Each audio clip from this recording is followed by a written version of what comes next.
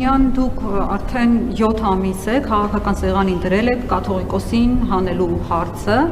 արդեն 7 ամիս է այդ հարցը պահում եք օրակարգում, տպավորություն է, որ եթե կաթողիկոսին հանեցիք ու դրեցիք ձեզ ենթարկվող, ձեզ հավատարիմ ինչ-որ մեկին, ասենք Արայիկ Հարությունյանին, Արսեն Թորոսյանին, այս երկրի բոլոր հարցերը լուծվելու են ընդհանրապես։ Ես նայում եմ վարչապետի լիազորությունները, վարչապետի լիազորությունների մեջ մտնում է գործադիր իշխանության հարցերը, ներքին, արտաքին քաղաքականություն, գործադիր իշխանություն, ձեր լիազորությունների մեջ ոչ միտեղ չեմ գտնում, որ մտածե եկեղեցական հարցերով զբաղվելը, կաթողիկոսի զավակ ունենալու հարցով զբաղվելը։ Լավ, ենթադրենք կաթողիկոսը իսկապես զավակ ունի, ընդունենք այդ փաստը, պարոն Փաշինյան։ Այդ զավակ ունենալը ձեր ընտրողներին ինչ վնաս է տալիս։ Ասենք ինչով է այդ փաստը վնասում, եթե մի քիչ ցինիկ գտնվենք, ասենք ընդհակառակը կաթողիկոսը նպաստել է ձեր խոստումների իրականացմանը։ Դուք եք չի ասել, որ Հայաստանի բնակչությունը 5 միլիոն է դառնալու։ Հո այդ 5 միլիոնը թուրքերով չէ դառնալու, հայերով է դառնում, նպաստել է բնակչության աճին, զարգացմանը եւ այլն։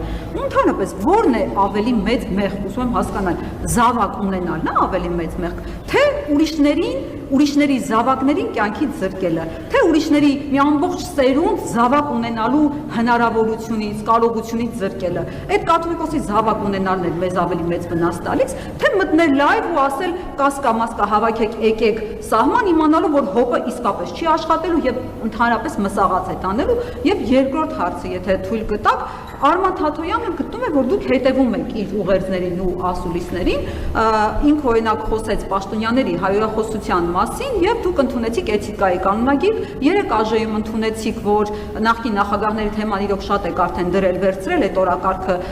արդեն բան է, որ զզվացնում է արդեն ու ինքն էլ էր այդ մասին խոսել, հիմա ինքը գտնում է, որ դուք ուշի-ուշով հետևում եք իր ուղերձներին, առաջիկայում առաջարկում է միասնության թևերին շարունակել հետևել, ձեր առաջիկա անելիքները ինքը կասի հետևելու եւ ազդվում եք, թե չէ, շնորհակալ եմ։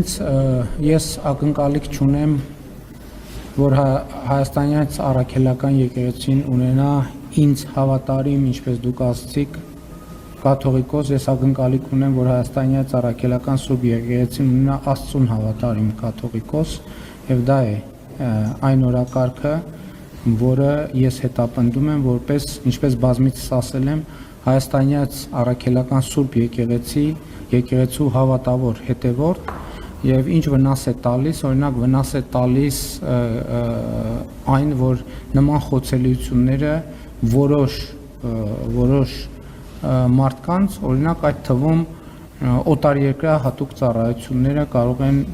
հավաքագրել